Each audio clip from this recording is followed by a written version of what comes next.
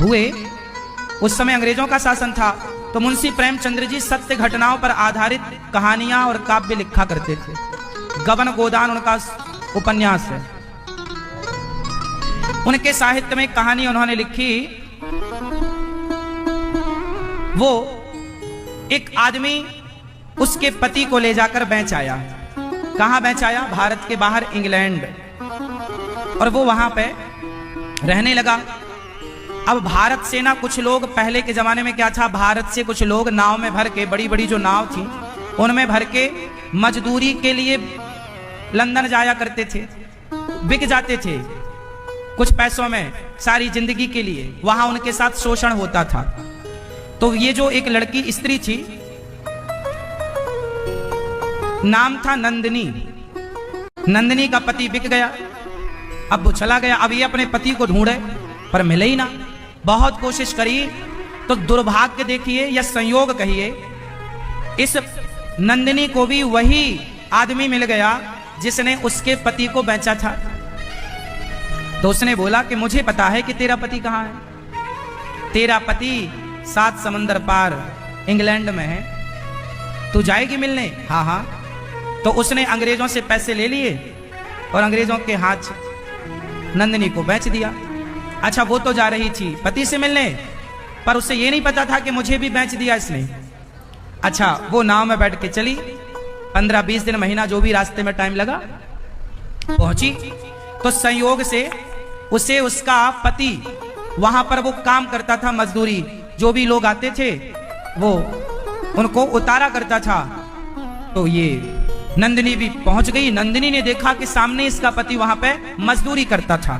खड़ा हो गया, पति को देखा, वर्षों बाद आज अपनी पत्नी से मिला वो पुरुष, और नंदिनी ने देखा। अब वो पुरुष बोला नंदिनी से कि तुम यहां कैसे आ गए?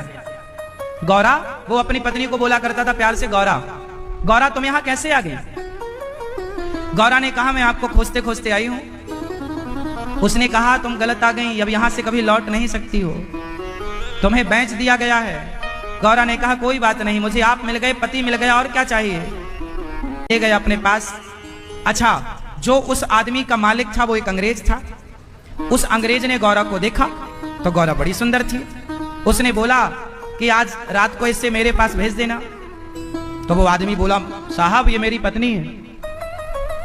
उसने कहा कोई भी हो भेज देना। अब चूंकि ये बिके हुए थे, उसने खरीद रखा था। 8 बजे रात को वो अंग्रेज बड़ा शराब के नशे में था।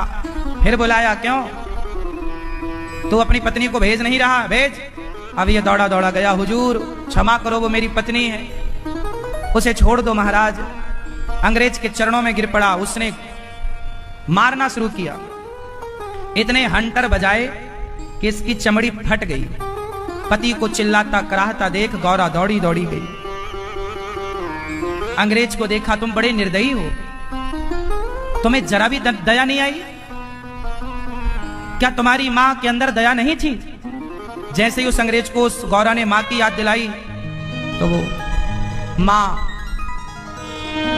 अंग्रेज अंदर था, गौरा भी अंदर चली गई। और ये पिट के बाहर पड़ा था, इसे होश था। इसे लगा कि अभी मेरी पत्नी चिल्लाती हुई आएगी, और यदि जरा हिम्मत जुटी तो अब मैं मार दूंगा उसे, अंग्रेज को। इसने हिम्मत जुटाई, मैं मार दूंगा। पर ना तो चिल्लाने की आवाज आई गौरा की, ना तो वो दौड़ी दौड़ी आई।